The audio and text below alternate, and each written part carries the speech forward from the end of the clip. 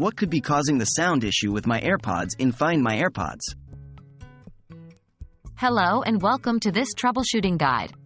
Today we'll be exploring a common issue some users face: problems with sound in the Find My AirPods feature.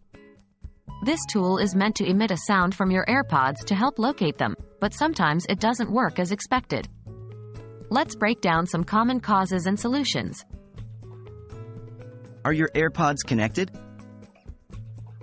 First, we need to establish if the AirPods are connected to an Apple device. The sound function of Find My AirPods can only operate if the AirPods are connected via Bluetooth to an Apple device. So, if your AirPods are in the case or out of range, they may not be discoverable. Solution: ensure your AirPods are out of their case and within range of your iPhone or other Apple device. Is your device's volume turned up? The second point to consider is the volume level on your device. If your device's volume is too low, you may not hear the sound from the AirPods even if they are playing it. Solution: increase the volume on your iPhone or other Apple device and try again. Is Find My function enabled?